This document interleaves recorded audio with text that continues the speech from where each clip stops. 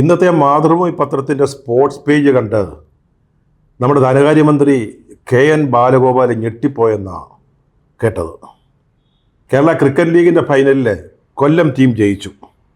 നമ്മുടെ സ്വന്തം ജില്ലയല്ലയോ, ഒരു സന്തോഷം, ഒരു ഓണസമ്മാനം പോലെ വന്നു ചേർന്ന ഒരു വിജയമാണ്. അതിൻ്റെ ഡീറ്റെയിൽസ് ഒന്ന് വായിക്കാൻ വേണ്ടിയാണ് മാതൃഭൂമിയുടെ ഈ സ്പോർട്സ് പേജ് എടുത്തത്. അപ്പോൾ അതിൻ്റെ മുകളിൽ കിടക്കുന്ന ഒരു 100 കോടി രൂപയുടെ അല്ലെങ്കിൽ അതുമായി ബന്ധപ്പെട്ട ഒരു വാർത്ത. സർക്കാരിൻ്റെ കാര്യമാണെങ്കിലും സ്വകാര്യ ഏർപ്പാടാണെങ്കിലും ഈ 100 കോടി 200 കോടി എന്നൊക്കെ പറഞ്ഞാൽ അത് കണ്ടാൽ അകത്തൊരാന്തല. ഇത് നോക്കുമ്പോൾ നമ്മുടെ സർക്കാരുമായിട്ട് ബന്ധപ്പെട്ട കേസ് തന്നെയാണ്.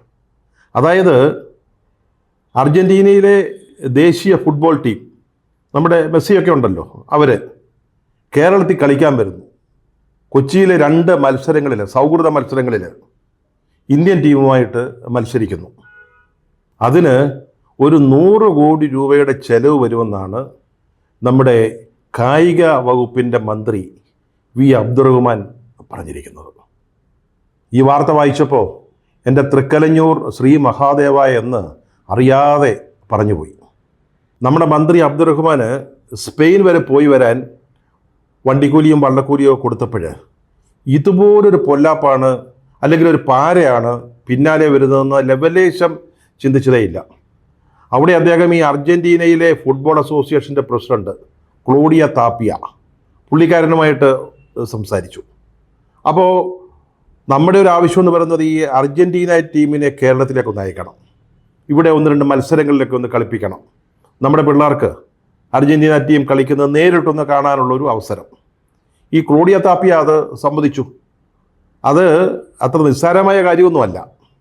അങ്ങനെ അർജൻറ്റീനയിൽ നിന്നൊരു ടീം കേരളം പോലൊരു സംസ്ഥാനത്തേക്ക് വരിക, ഇന്ത്യൻ ഫെഡറേഷൻ ഒന്നുമല്ല ആവശ്യപ്പെട്ടത്, കേരളത്തിലെ കായിക വകുപ്പിൻ്റെ മന്ത്രിയാണ്. അപ്പോൾ ആ ക്ഷണം സ്വീകരിക്കുക എന്നൊക്കെ പറഞ്ഞാൽ അത്ര നിസ്സാരമായ കാര്യമൊന്നുമല്ല. അതിൽ നമ്മുടെ മന്ത്രിയുടെ ഒരു നയവൈദഗ്ധ്യം, ഈ സംഭാഷണ കുശലത, അതിൻ്റെയൊക്കെ അടിസ്ഥാനത്തിൽ കിട്ടിയതാണ്. അതിൽ ഈ ക്ലോഡിയ താപ്പിയ വീണുപോയി എന്ന് പറഞ്ഞാൽ മതി.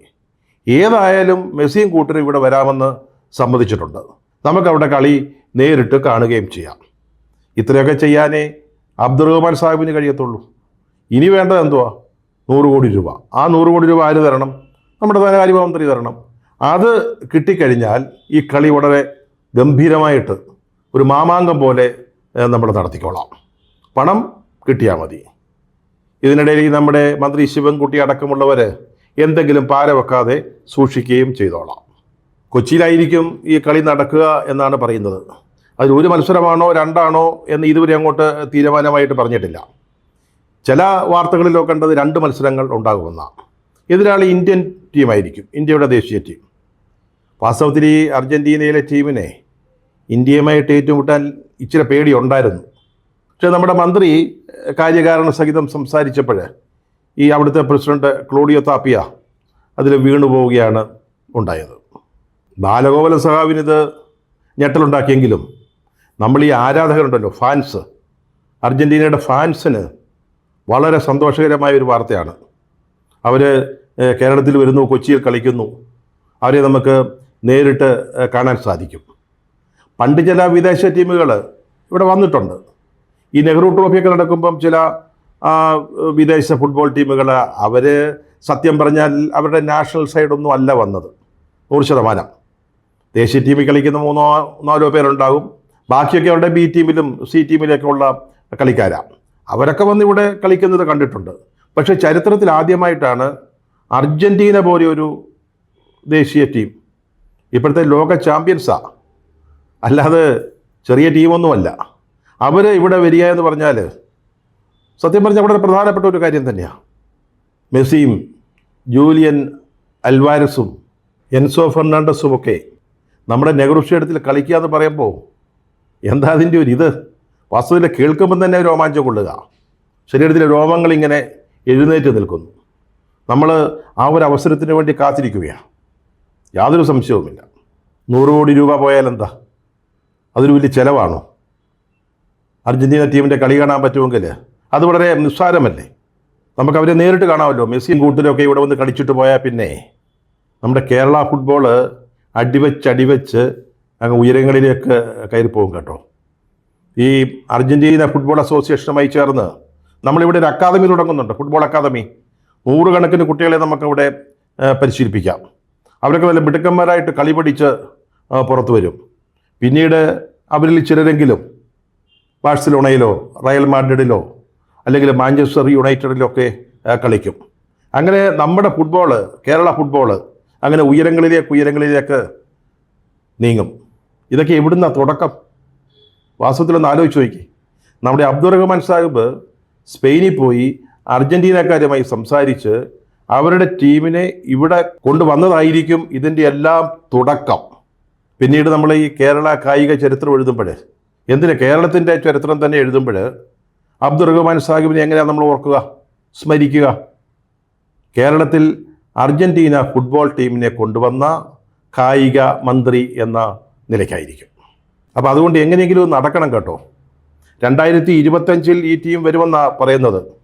അതിനിടയ്ക്ക് വരെ അട്ടിമറികളൊന്നും സംഭവിക്കാതെ നോക്കിക്കോണം. ധനമന്ത്രി ചിലപ്പോൾ ഒരു ഇടംകേടുണ്ടാക്കിയെന്ന് വരാം.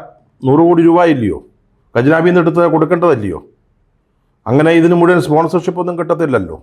അപ്പം ധനകാര്യമന്ത്രിയുടെ ഭാഗത്തു നിന്ന് ചില്ലറ തടസ്സങ്ങളൊക്കെ വന്നാലും ശ്രദ്ധിക്കണം. മുഖ്യമന്ത്രി കയറി പിടിച്ചോണം.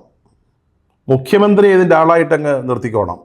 കാരണം ഈ ഖജനാവിൽ നയാ പൈസ ഇല്ലാതിരുന്ന സമയത്ത് പോലും നമ്മൾ ഈ നവകേരള യാത്ര, അതുപോലെ നവോത്ഥാന സദസ്സ്, നവകേരള സദസ്സ്, ലോക മലയാള സമ്മേളനം, അതുപോലെ തന്നെ കേരളോത്സവം മുതലായ അത്ഭുത കാര്യങ്ങളൊക്കെ ചെയ്തിട്ടുള്ള ഒരു സർക്കാരാണ്.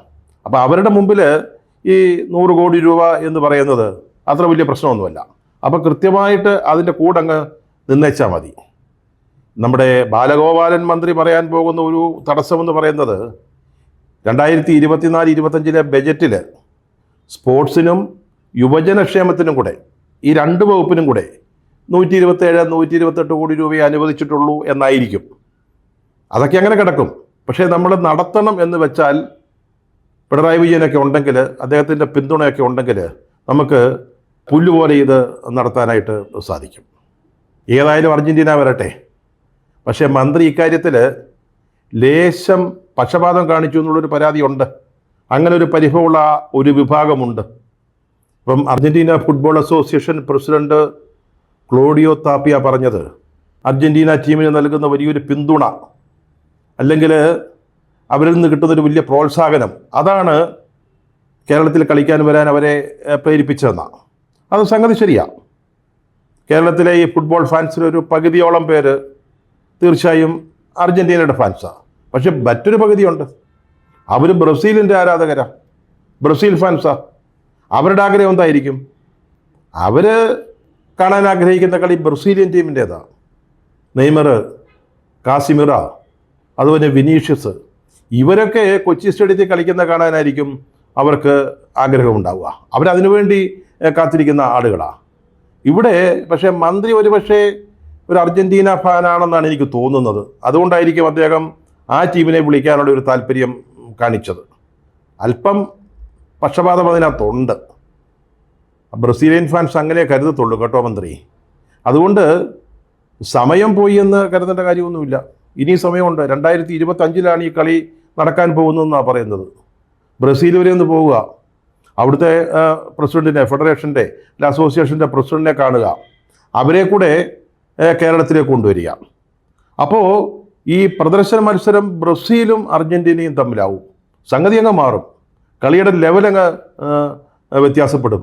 ഇന്ത്യൻ ടീമിനോട് കളിക്കുന്ന പോലാണോ അർജൻറ്റീനയും ബ്രസീലും കേരളത്തിൽ മത്സരിക്കുന്നു എന്ന് പറയുന്നത്?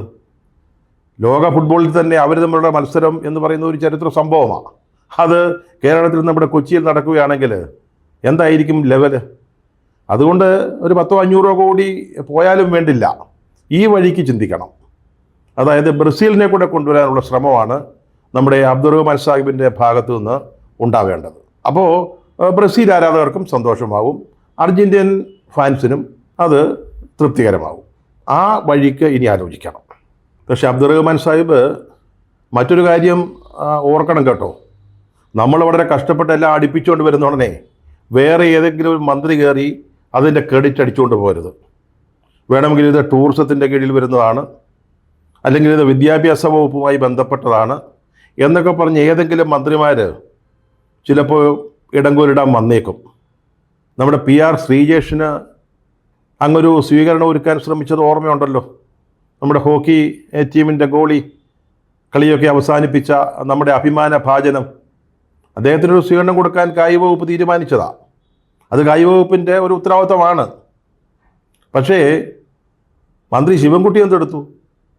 സഖാവ് കയറി വിദ്യാഭ്യാസ വകുപ്പിൻ്റെ ആഭിമുഖ്യത്തിലൊരു സ്വീകരണം അങ്ങ് അറേഞ്ച് ചെയ്തു. അതിന് അദ്ദേഹം പറഞ്ഞ ന്യായം ശ്രീജേഷ് വിദ്യാഭ്യാസ വകുപ്പിലെ ഒരു ഉദ്യോഗസ്ഥൻ ആണെന്നുള്ളതാണ്. ഇതുപോലെയുള്ള ഏടാകൂടങ്ങൾ ചിലപ്പോൾ ഉണ്ടായേക്കാം. അത് ശ്രദ്ധിച്ചോണം. ഓരോ അടിയും വളരെ കരുതലോടുകൂടി വേണം മുന്നോട്ട് പോകാൻ.